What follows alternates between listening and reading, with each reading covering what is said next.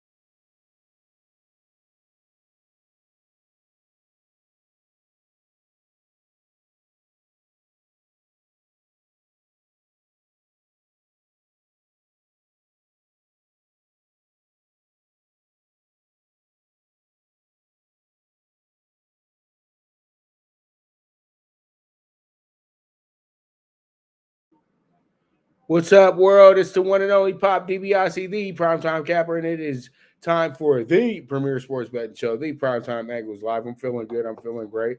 I hope you are feeling the same. Man, you guys already know, crazy Super Bowl that we had the other night. I'm just still in awe that Super Bowl went the way that it did. It's just incredible how good that game really was, but it was going to deliver. I knew this literally all year long all playoff long, that we were going to get ourselves a very good Super Bowl, regardless of who was going to be in the Super Bowl this year, that this was going to be a game that had a lot of twists and turns. And I think that the right teams were there. These were the best teams in the NFL all season. Yeah, 14-3 going against 14-3. Straight up, no problem. No ifs, ands, and buts about it. The Eagles were very dominant. The Eagles literally won their first 9-10 games of the season. And then the end of the year, they did wind up, not being as great as they were to start the year. In those last 7 games of the season, they were 4-3. Let's just keep it real. Let's keep it real. I think 5-3, something like that. So let's keep it real. They were good in the first half of the season, but that's when they ran into a little bit of some hiccups and everything like that. But the Chiefs win in comeback fashion. The Eagles had this game won. The Eagles were up 24-14 at one point in the second half. They found themselves up. They found themselves up a nice little number in the second half as well too. But they were outscored in the second half, 24-11. It's that simple, okay? Patrick Mahomes just did not miss last night in the second half. And when it comes down to it, every drive they had last night in the second half was successful, okay? And I truly do feel that this was one that we're always going to remember, because you had Pat having a real issue in the first half. That Eagles defense, man, if you ever put a half together for a Super Bowl, that was one of the better first halves the team will ever have that did not win the game. And, nothing's going to ever top the Atlanta Falcons 28-3. But seriously, this right here was bordering that behavior, because when you look at it, the Chiefs were actually kind of drowning a little bit early there. They were down 14-7, and a key play happened. It was a mishap by Jalen Hurts that wound up being a scoop and score touchdown.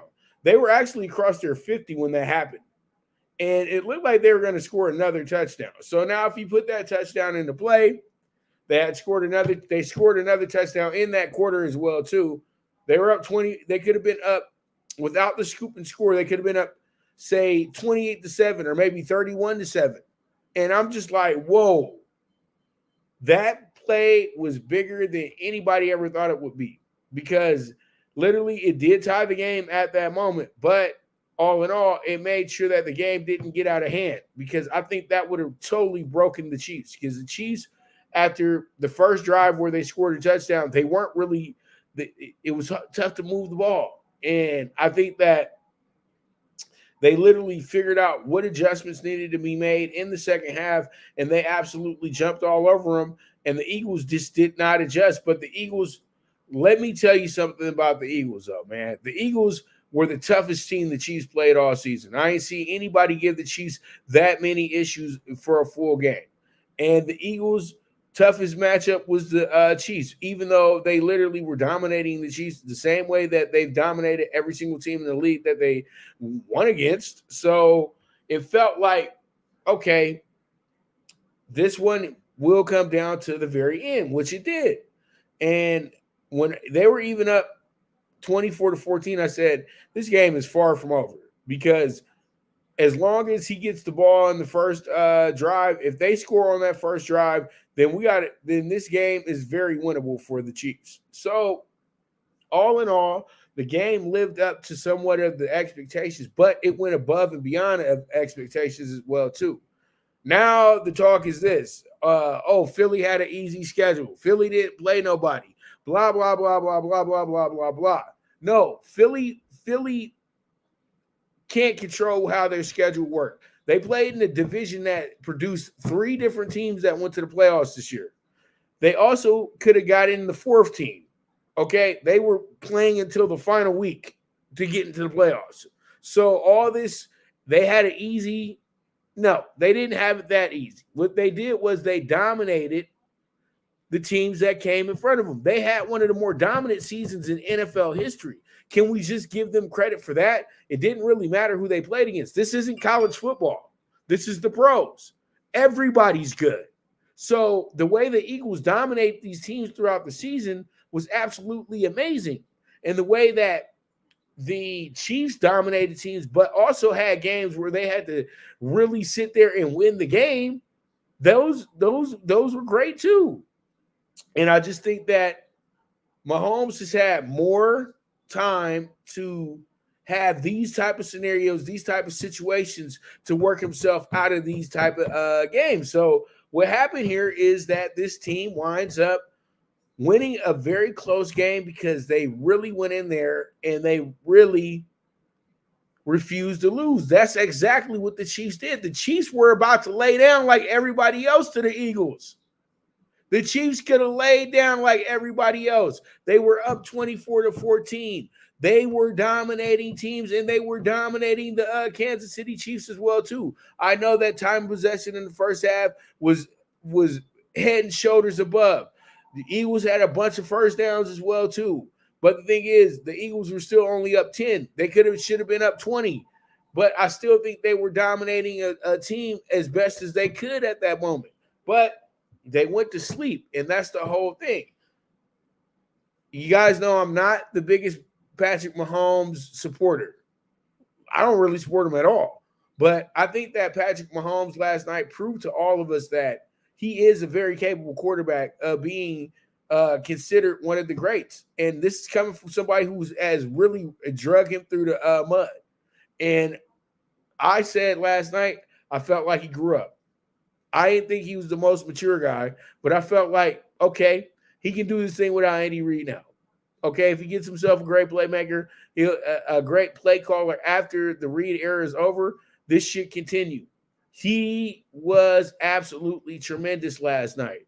He became a true leader in the NFL, a very accountable player last night, in my opinion. I know that you guys already felt like he was accountable, but he became finally accountable in my book.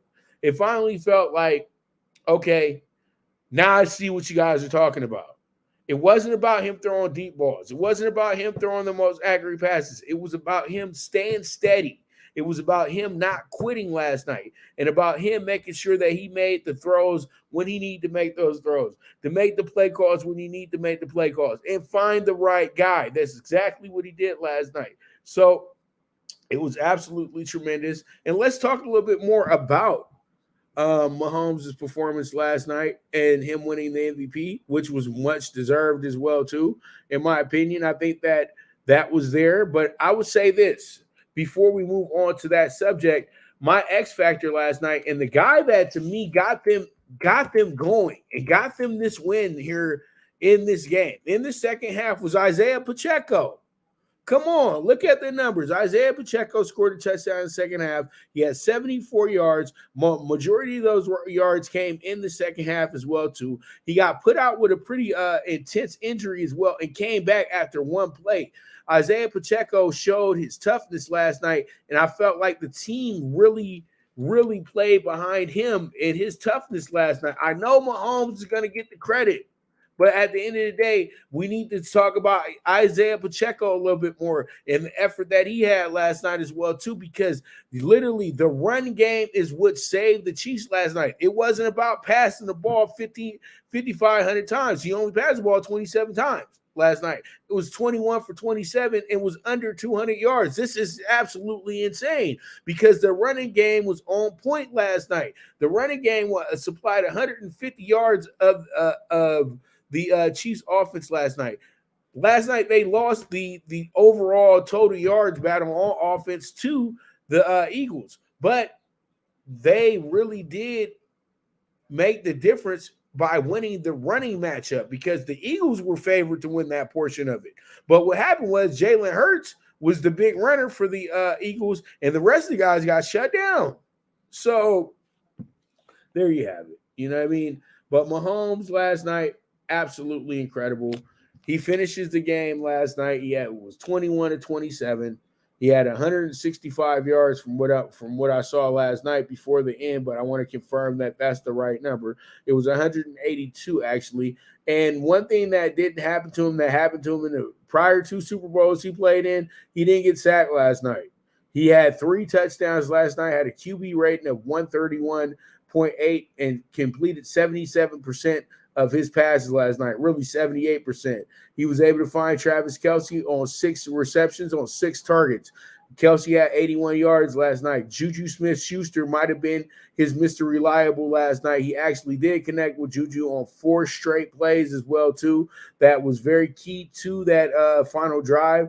That was able to get them, he was able to get them 53 yards last night. McKinnon was huge as well, too. Getting 3 catches for 15 yards, but McKinnon also had 34 on the ground. So this wound up being a very, very, very intriguing spot for this team. And when you look at that final drive that they did have, they managed it the correct way. And I know I haven't said anything about the penalty that occurred last night, but at the end of the day, it's irrelevant because the Chiefs were still going to kick that kick. And the Eagles still needed to get in the field goal position to even make it a tie or even make it a win. What happened was exactly what the Chiefs wanted to happen. They wanted to get the ball over. They wanted to get a first down so they could run clock. What happened was they were able to get bailed out by a bad play by the corner for the Eagles. The refs had nothing to do with legal play. They called the illegal play. And I know it was a bang right in the middle of, the epitome of the game, but this guy got to be way smarter than that. And we all know that. He had to be smarter than that. He knew that. And pretty much it was something that you can't get away with in most occasions, but yesterday wasn't the day. And the reason being is because they know that if they don't call that, it's still going to get brought up later that you didn't call that. The Eagles wind up winning the game, and then the Chiefs have a gripe. So pretty much what happened is that they called the right call at the worst time. It's that simple. It's that simple. And so don't say they cheated them. They did not cheat the Eagles. The Eagles had a 10-point lead at the half. There's nothing that they can do about it. But Patrick Mahomes breathed. That's what he did. Because honestly, any other quarterback in this situation, the beloved Burrow, the beloved Staffords, they would have made it through. They would have got blown out. Patrick Mahomes put the fear into the Philadelphia Eagles defense last night. And that's why they couldn't finish the job, because they got too careful. They got too cute. And that's exactly what happened. Patrick did exactly what all the legends do. Brady, Montana, Elway. He was cold as ice at the right time. And that's exactly what matters most. And then he had a guy like Pacheco take advantage of a tired defense that had really, really played their best half of football all year in the first half by trying to contain Patrick Mahomes. Even though they've had games where they had way better defensive performances, gave up lesser points, they really had to play to a T last night. And like I said, if they go into the locker room and don't have the Chiefs with 14 on the board, it's a different game. But the scoop and score was everything at the end of the day when it comes to this game, and really was the play that saved the Kansas City Chiefs from losing this game. So that's the one that they're always going to look back on and say that was the difference in the game. But Patrick Mahomes was absolutely amazing last night, and he has stamped himself into the book of greats. And I know that I talked a little ish about him needing 10 years to even say Hall of Fame, but I think that we're at the point now. You've been to 3 Super Bowls in the last 4 years. You got 2 MVP trophies for the NFL, and you also got 2 Super Bowl MVPs. I guess it's that time.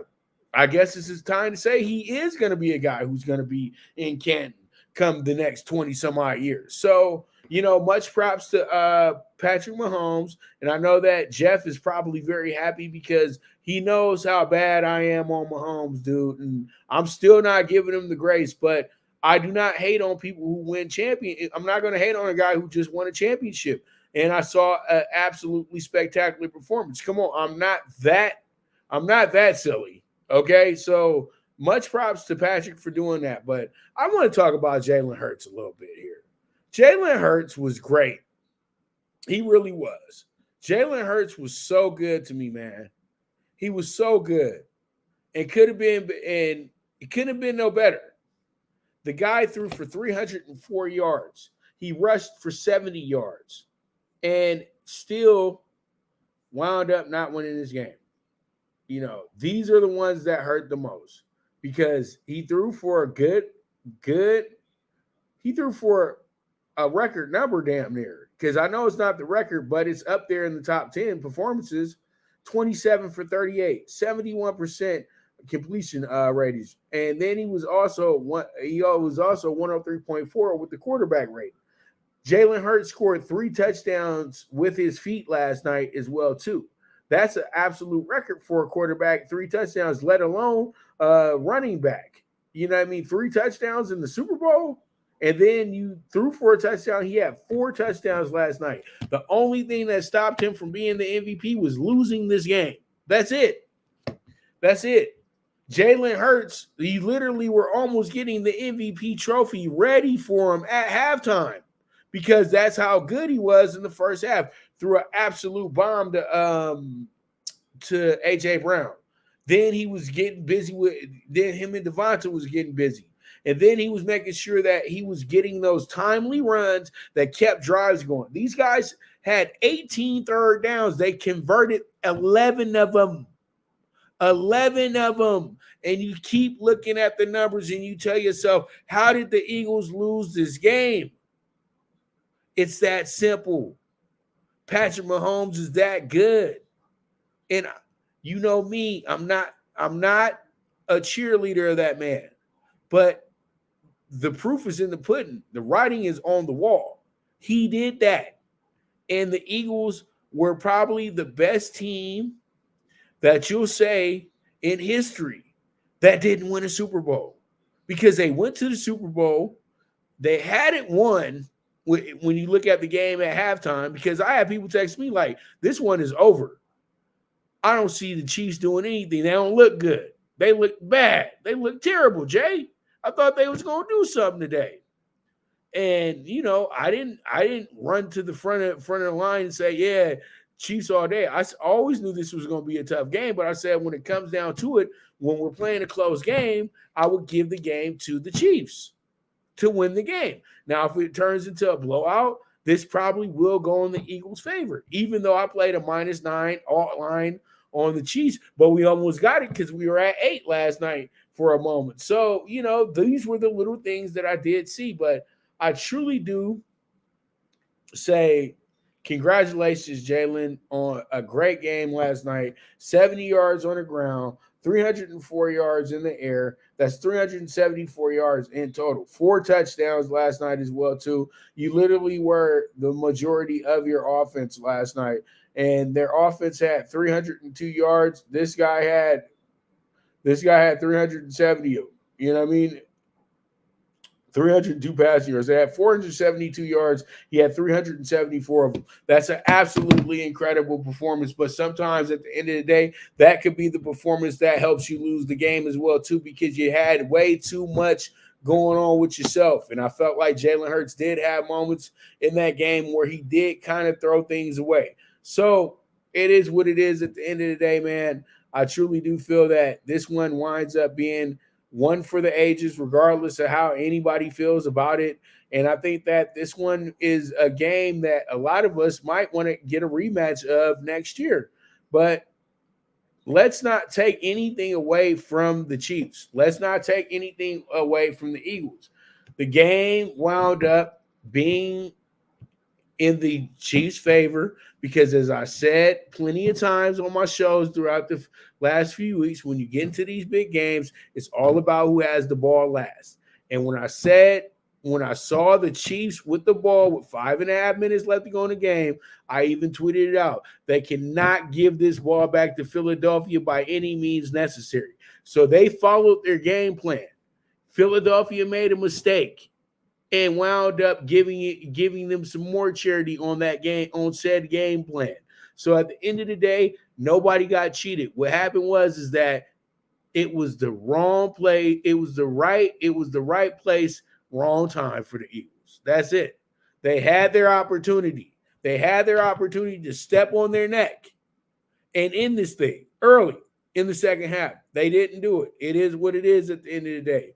Congratulations to the 2022-2023 Super Bowl champs, 57, the Kansas City Chiefs, and we'll be back at this thing very, very quickly as we make a turnaround towards now looking at the draft, looking at free agency, looking at all that good stuff. Once the NFL season ends, the excitement begins that Monday. So pretty much go ahead and celebrate this Chiefs victory, all my Chiefs fans, and there it is. There it is. That's what you guys got, and we move forward. And pretty much with that, we're going to take a quick commercial break, and when I get back, we will be talking some Lakers. We will be talking some college basketball game of the day, and we will be talking about the NBA Monday night. We got 11 games in the league tonight as well, too. So you guys stay tuned. This is the premier sports betting show, the PrimeTime Angles Live, with the one and only Pop DiBiase, the PrimeTime Capper. Good News Only Racing Club, led by the legendary Doug O'Neill, the trainer of 2 Kentucky Derby winners and I'll Have Another and Nyquist. Also trained 2-time Breeders' Cup champ Golden Sense, who are just a part of a long list of thoroughbred champions trained by Doug O'Neill. The Good News Only Racing Club has a young core of horses to look out for in Dennis's Celery, Irish Heatwave, and Notre Dame, just to name a few. Win the day every day with the Good News Only Racing Club, a proud sponsor of the NFL Bet Exchange. From the East and the West, you've heard others, but now you've tuned into the best. This is a Prime Wave Media production.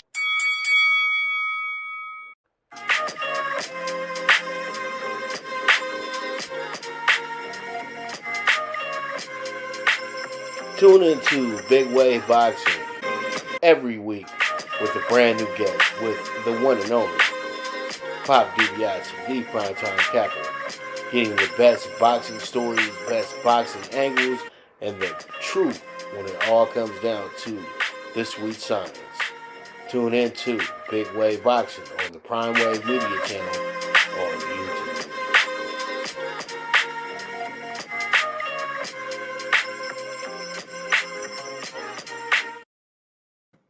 All right, world, we are back, and let's go ahead and jump into this. So, Guys already know what time it is. We are jumping into our state of the Lakers, and the state of the Lakers brings us to this. Pretty much, the Lakers right now, they are looking to get themselves staying afloat here in the Western Conference playoffs.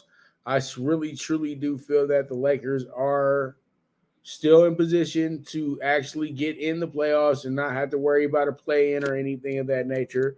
But you know how it is, you know how it goes. So pretty much it is what it is at the end of the day. So the Lakers need to really step their game up. They really need to play some really, really in tune basketball at this moment, because there's a lot of things that say if you don't play hard enough, you're not going to make the playoffs. And I think that the Lakers know that right now. You can't rely on when LeBron's coming back. LeBron is almost 40 years old, man. All right. I'll be 39 in April. He'll be 39 in December. So pretty much he's not the what you guys are cracking him up to be, the perfect specimen, and he never gets hurt. Nothing ever happens to LeBron, blah, blah, blah, blah, blah. No, LeBron is very hurt, and things are not looking very good right now because they're saying he's in extraordinary pain daily with this injury that he does have. So I truly do feel that when it comes down to the Lake Show, we have to be better. We have to be better at how we gauge these things, and we have to be better with who we have on the court. It's about who's showing up night in and night out. We can't worry about people whose best days in the NBA are really far behind them. At the end of the day, LeBron is great, but just you guys know, though, at the same time too, that it is father time starting to say, hey, you know what? You can't do this anymore. So the Lakers have to put everything on AD. They have to make AD more accountable. They traded for the players, and these players that are here for AD. They're not here for LeBron. LeBron is not the long-term future of the Lakers. AD is. So when you bring in D'Angelo Russell, the former draft pick of the Lakers years ago, that's a good look, because that's a guy who probably should have never left town. So now he's back on the team he should be comfortable with, the place where he built a rapport with, and now him and AD are talking to be a great combination. They were talking about triple doubles. I mean, not triple doubles, but they were talking about pick and rolls all night long when they played the Warriors, and wound up playing the Warriors close all game long. And then when it was time to beat them, they beat them. You didn't have no extras. You didn't have nothing, because now you got guys in place that can help AD be a better player. It's not just about worrying about what LeBron's going to do and worrying about if Russ is not going to mess this up for us tonight. The Lakers have good players in place. I think Hachimura being a good player on both ends of the floor has been fairly helpful for the Lakers as well too. Also, when you bring in a guy like Vanderbilt, who's going to be coming off the bench, he's going to be really solid moving forward, because he really knows what he's doing out there. Malik Beasley, he didn't play too great the other night, but we know that he can heat it up as well too. So this is going to be a good little look. I like the roster that the Lakers put in place for this. These are good basketball players that they brought in. The Lakers were able to get 4 quality, high-end quality players. I know that they had to get rid of Russ in the process. Getting rid of Pat Bev was pretty much exactly what the doctor ordered. You don't need a guy that's always getting your team technical. So the Lakers are in good shape, in my opinion. So I truly do feel that the Lakers right now, if they can finish this month with a even record of 5-5, because at this point right now, the Lakers are 2-3 this month. From last time I checked, yes, they're 2-3 this month. Now, if they can go ahead and finish this month, they got 5 games left to go. If they can finish this game, to me, 3-2, they should be good to go, because that would make them 5-5 for the month. So they got Portland tonight. They got New Orleans on Wednesday. They got the rematch with the Warriors at Staples Thursday, and then they play Dallas Sunday, and then they wrap up this month against Memphis. So they do have 4 really tough games after tonight, but I think in those 4 tough games, they can split those 2 as well too. So we'll see how it goes. We'll see how it shakes out, but that's the state of the Lakers. The Lakers play tonight at 7 p.m. Pacific time here in Portland as well. Everybody seems to be right now. The spread is kind of being held up, is because the spread is being kind of held up because the thing is they're not worried about what you call it. They're not worried about.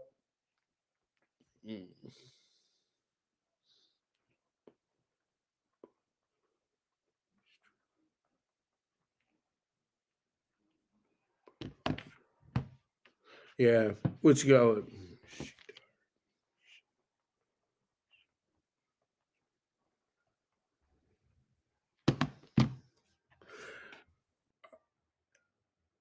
Well, which got people asking me about Rihanna. I don't really have too much to say about that. I wouldn't call her the new Beyonce. I wouldn't call her anything. I would call her somebody that might want to retire, honestly, because she looked a little tired last night. I know she's pregnant and everything, but you look like, hey, y'all heard these songs before. Here you go. Here you go again for the 50th millionth time. It's not going to change anything. It's still going to be the same damn song you listened to 15 years ago. You know what I mean? Umbrella, Ella, all that. Haven't you heard it? You know what I mean? You act like she was bringing you something new. I wish these artists would bring us something brand new. You've been waiting on them for 10 years to come back out with music. So, it is what it is, man. But state of the Lakers, man. State of the Lakers. The Lakers should be good tonight. I like the Lakers tonight. This is a must-win situation, in my opinion. How are we looking outside of the standings with the playoffs and everything like that? This should be this. I'm looking at it now. Can't wait to get my voice back in full as well, too. You know what I mean? So, I can really talk because I kind of lost my voice because a little too much. We were having a lot of fun in Arizona. That's all I can say. That's all I can say.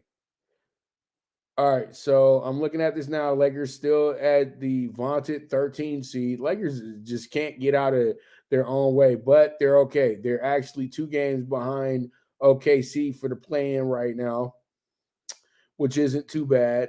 They're still a game and a half out, though, to catch up with the rest of the group, but 2 games out. The Lakers are still 4 games out. They're actually 4.5 games out from the 5 seed and the 4 seed.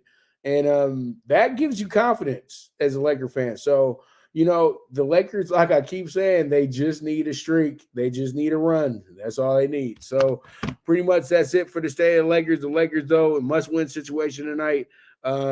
Very, very close to getting themselves in this playoff race. They just need to start winning some games, and they got to start hoping some teams start losing, like Utah's already doing their part in Oklahoma City. Stop thinking you good.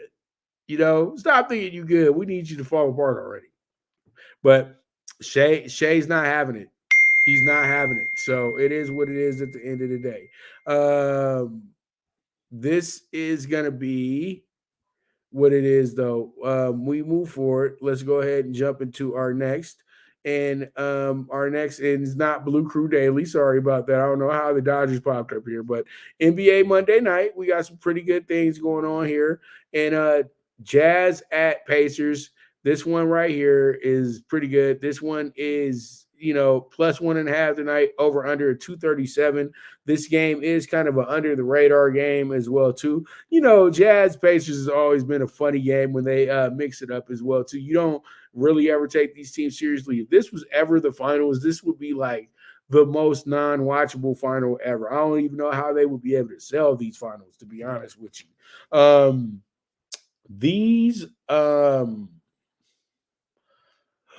Okay, the Jazz are struggling. The Jazz started off very hot. Everybody was surprised. Man, the Jazz are really good. That's not the case anymore. Jazz are 2-4 right now in the month of December. Month of January, they have been struggling mightily as well, too. They now have a losing record as well. They had a winning record all season, but now they're at the point to where they've lost. They're just losing a lot of games right now. They've dropped their last 4 out of 5, but the Pacers can't say anything. They've dropped their last 4 out of 5, including the last 4 in a row. So they want to bounce back big time. But the Jazz actually blew a game in New York that they should have won. and that was coming off of a win the night before against Toronto. Now the Pacers come in here, they struggled. They've lost by 13 last time at home to Phoenix. So I'm just looking at the way that they've been going about it against these Western Conference teams. They got a good win over Sacramento in these 5. They beat them by 3. That was at home. So they've been in this stretch. They're always going to play much better at home, and they're one of the higher scoring teams in the league. But from what I see here, I think Utah has a big shot at winning this game tonight because they want to stay afloat in their chase for a playoff spot this year as well, too. You have a Pacers team that was in the mix for the playoff spot, one of the better teams against the Dog this year and everything, but they're kind of falling off right now. And Indiana finds themselves in the 12 seed in the East. So they want to stay afloat as well, too. They're actually 2 games behind Toronto for the 10th seed in the East. So when I look at this one, I'm going to lean towards the Jazz because I think the Jazz are the winning ticket here. So we'll see how it goes. We'll see how it shakes out. We move forward from there. All right, so let's go ahead and get into what I feel is going to be the game of the night, and that's going to be between the Nuggets and the Heat. The Nuggets coming into this game looking to go ahead and keep the good times rolling, get their 40th win of the season as well. This team is sitting at 39-18 at this point. You have the Heat that are 32-25. And then this is going to be -1.5 to the Heat tonight as well. And then you have an over-under of 220.5. So when I break this one down, you got 2 teams that are playing some of their best basketball of the year right now. You have the Nuggets team that's just running away with the West somewhat. They have actually went 4-2 this month as well. They just got a good win over Charlotte, beating them by 14 on the road. They're trying to go ahead and be on the winning side on this 3-game road trip that they have as well. They lost a bad one to Orlando by 11 last Thursday. Played Charlotte, and then Saturday beat them by 14. Had back-to-backs with Minnesota that they split, and then they beat Golden State and Atlanta to start the month off with 2 blowout wins. So they're looking to go ahead and end this trip right, but they do have their issues against teams above 500 that at home. So they're on the road. It should be a good game, but I really do like the over in this spot. I think the over is the play here. So we're going to see how it goes. We're going to see how it checks out. Nuggets versus the Heat. Let's see how it goes. All right, now we move forward. Let's go ahead and jump into our next game, which is going to be the battle of the subway. We got the Nets, Brooklyn, going against the Knicks, Midtown Manhattan. What is that? The A-Train? A-Train, the green one, the 7. You know what I mean? One of them, so because one of them will take you to Barclays all the way to 33rd Street, right in front of the Garden. So, it takes one train, and that train probably is going to take you no more than 5 to 10 minutes to get to where you need to get to. So that is why they call it the Subway Series. So pretty much you have a very, very good game coming tonight. You have a Nets team that's the brand new Nets. No Kyrie, no KD. Now it's just us again. Spencer DeWitty understands this group very well. And I know she loves playing with this group as well, too, where it's the scrappy, hard-hitting Knicks. It's no more of this, hopefully I show up and play tonight, Nets. No, they got the Nets that are scrappy and are going to play. And they're 33-23, so they put themselves in the driver's seat to be one of these 6 seeds as well, too. I don't really see the Nets doing terrible because they don't have these guys anymore. They're going to do better because they don't have them, and they can actually focus in on winning games again. And not worry about Kyrie wanting to skip town every 5 minutes. They're only 2-3 this month, and every single one of their games have been really close. They struggled last month as well too, but they did finish up the month winning their last 4 out of 6 in January. So that helped them out, but they've lost their last 4 out of 6 this month as well too. But when you look at the rest of their schedule for the rest of this month, they got New York, Miami, Chicago, Atlanta, and Milwaukee. They have winnable games in the process. So we're going to see how this goes, see how it checks out. We move forward from there. You got the Knicks feeling good about themselves. They just got Jay Hart to come over from the Blazers. That's Jalen Brunson's best friend and former teammate from those great Nova teams that won 2 national championships while both players were there. And these guys are ready to get together and bring that winning quality from Villanova that Jay Wright showed them to the Knicks. This might be the biggest move that the Knicks have had since they got Derek Harper back in '93.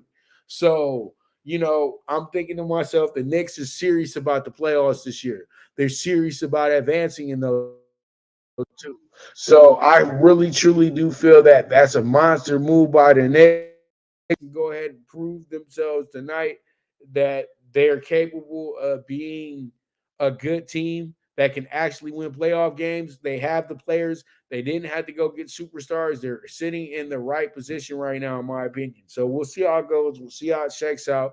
We move forward from there. We got the Pellies and the Thunder tonight, the Pelicans and the Thunder. This is a good game because both these teams are kind of in the same boat. We got a Pelicans team that was in the top group, the top half of the Western Conference for most of the year.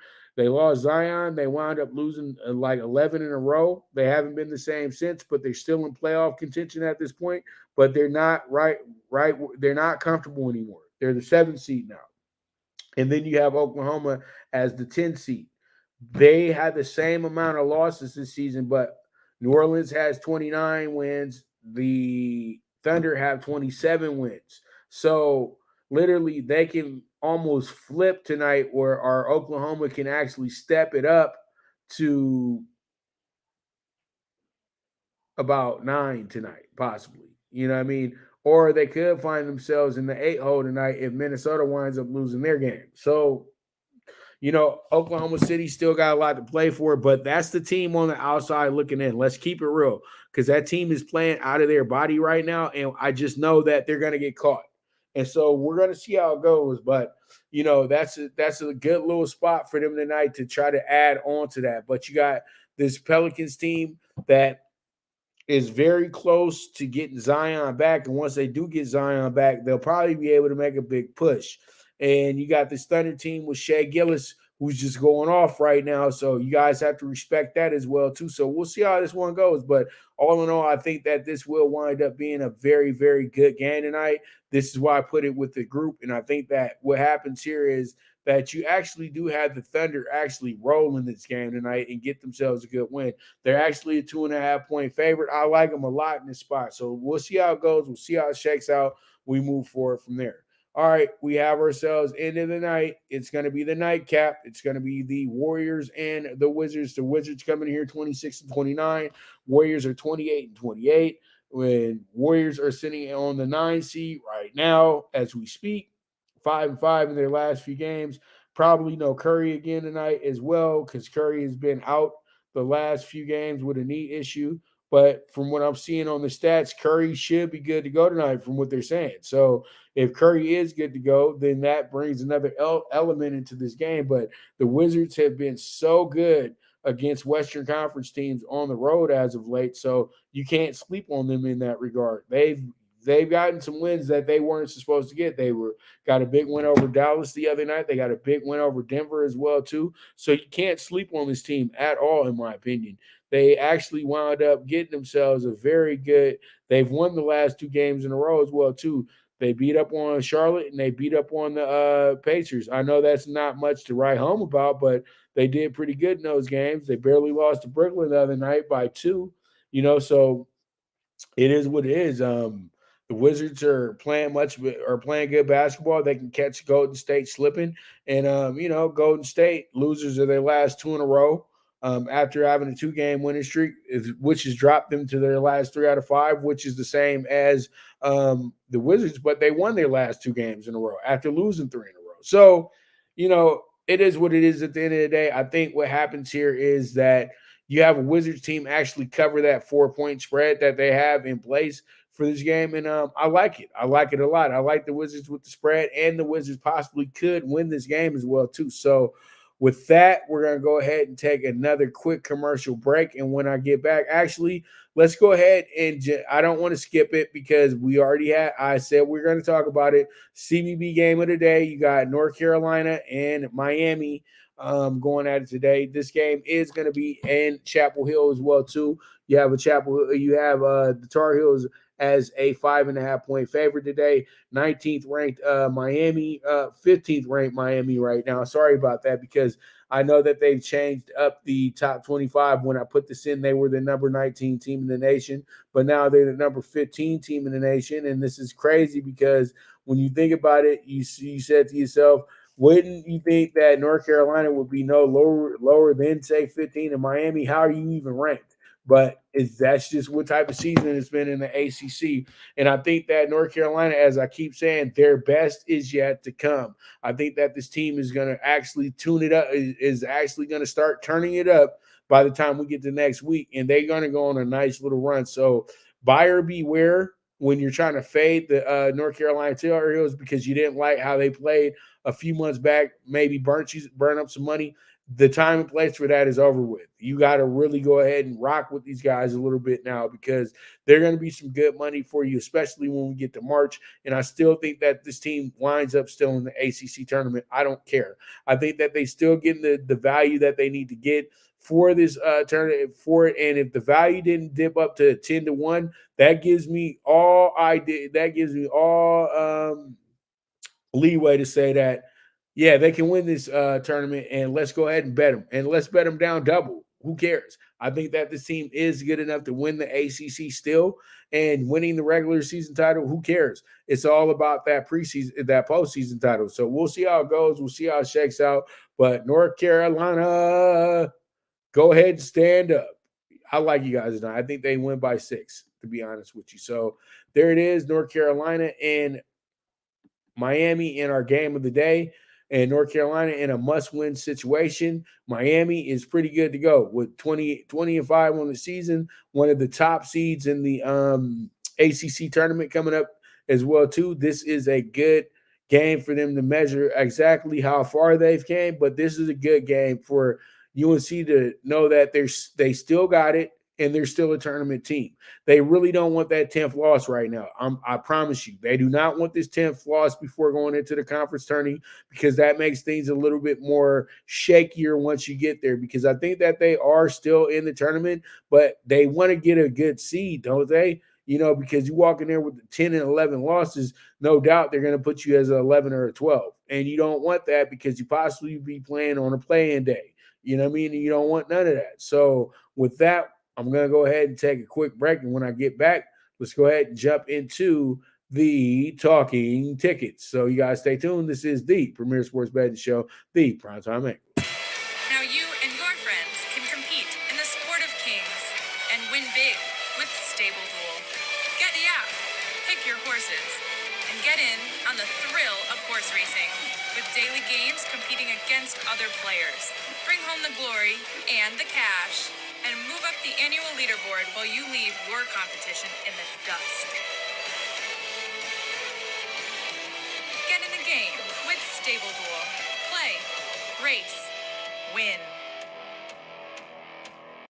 Good News Only Racing Club, led by the legendary Doug O'Neill, the trainer of 2 Kentucky Derby winners and I'll Have Another and Nyquist. Also trained 2-time Breeders' Cup champ Golden Sense, who are just a part of a long list of thoroughbred champions trained by Doug O'Neill. The Good News Only Racing Club has a young core of horses to look out for in Dennis's Celery, Irish Heatwave, and Notre Dame, just to name a few. Win the day every day with the Good News Only Racing Club, a proud sponsor of the NFL Bet Exchange.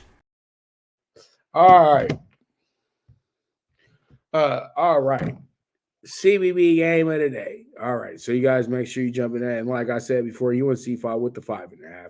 All right. So let's go ahead and jump into Talking Tickets. And Talking Tickets, I love this subject. I hope you guys do too. And Talking Tickets, hoop. DogDay PK4 61-1, Texas Tech money line plus 150, Hampton money line plus 235, Wolves money line plus 240, and the Nets money line plus 120. So you guys see it 61-1 today, and this is how I hit it back in Vegas. I mixed it up, put 2 NBA teams with 2 CBB teams. Let's see how it works, because when I did this, guys, it was 128-1 actually. So it was pretty crazy walking into a casino and giving that lady that amount, because that ticket, because she couldn't believe it. So pretty much we've hit a couple before, but I was living in Vegas at this time too. So pretty good, fun Bally story. So this is why I always tell you guys, when I give you a dog day ticket, just know that it's going to hit once in a while, or maybe it might hit once, twice, 3, 4 times a year. But I always give out tickets with value. So all my tickets are like dog day tickets. But this one is special because it's a 4-teamer for 61. It says 61-1. You put 10 on this, it's $610. You put 20 on it, it's $1,220. So let's see how it checks out. I like it. Let's roll from there. We got the 47-1 with the pick 6 today, and as I said, $10 gets you 470. The 20 gets you 940. Okay, so you have to look at it in that accord as well too. You almost get a bando, but it's 940. You have the plus 9.5 on Drexel. Our game of the day, UNC 5.5. Also, Howard, I like them in their spot today. Howard has been playing some really good basketball. Howard was probably going to be my tournament pick for the MEAC as well, too. I think that that team is going to be really, really tough to beat moving forward in that conference. So I like them with the -7. Hotfoot is over here still just going through the motions as they leave Division One. I do like them a lot, though, tonight against South Alabama to cover. And then we have the West Virginia plus 6.5 as well too, and then we have Southern with the -6 and the 47-1. So pretty much there it is. The CBB Primetime Pick 6 that's it, and that's all for that. And then we move forward with the NBA Super High 5, which is 24-1. The Jazz money line is -115. The under 220 is with the Nets and the Knicks tonight. I like that a lot as well. We have the over 219.5 with the Nuggets and the Heat, and then we have the Thunder with the -2.5 tonight. And then we have the Wizards with the +4. So that's going to be our super high 5, 24-1. $10 gets you 240. $20 gets you 480. So the 480 really would be like getting 500, and the 240 would be like getting 250, because you got to add on your wager as well too. So this one's good as well too. But it's funny that this one is the lowest one. It's a 5-teamer. So hopefully we can get that 5-teamer home. So I like what I see. I think that we are on to something here. I think that this can be a good day for us, just like yesterday. My clients actually swept out yesterday. We actually won on the I had Chiefs money line yesterday for my guys. We had the over 51 as the premium play, double down. I actually told my guys to max that bet out as well too. That was easy money. We also had the Chiefs over 10.5 first half as well, 2 team total. So it all worked out. And then we added in that Boston -4. So we got ourselves a sweep. Also played an exclusive client teaser as well too, over 44 and the +7 on the Chiefs. So there goes some more money for you right there. I'm still mad that we didn't hit the -9 last night, alternate line on the Chiefs. We were at 8. We were getting close, you know what I mean? And I said, man, your greedy butt should have just played 2.5, because there was plus money there as well too. But I wanted that plus 350, baby. And shout out to anybody who played the defensive touchdown prop last night, because I was looking really heavy at that for the Chiefs. They wound up hitting that at plus 630 last night. I know a lot of people probably took it for the Eagles side, but man, next year I'm going to take both sides of those, because those are some pretty good bets right there, because they come with high value. So I had a feeling that the Chiefs were going to be able to score a defensive touchdown, and they did. So it is what it is at the end of the day.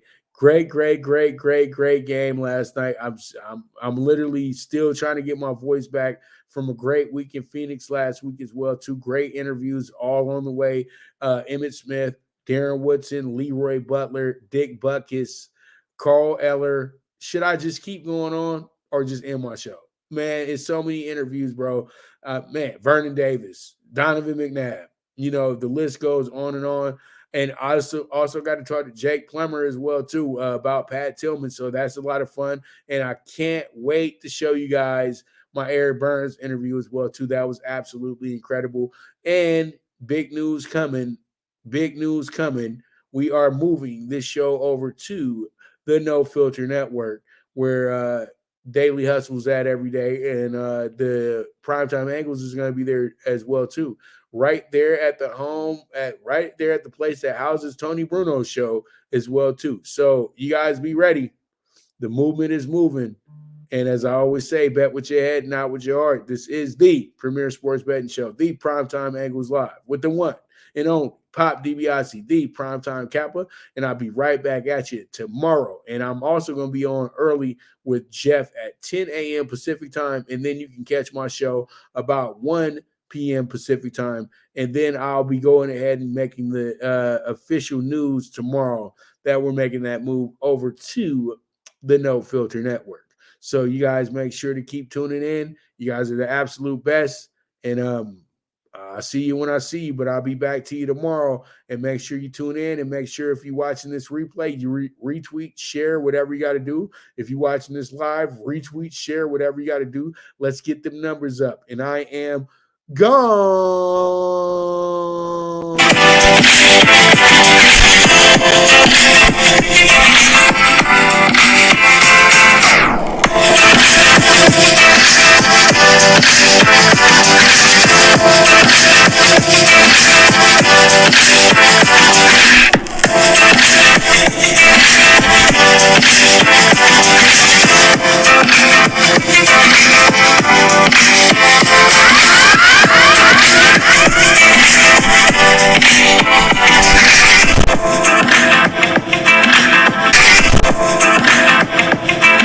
From the East and the West, you've heard others, but now you've tuned into the best. This is a Prime Wave Media production.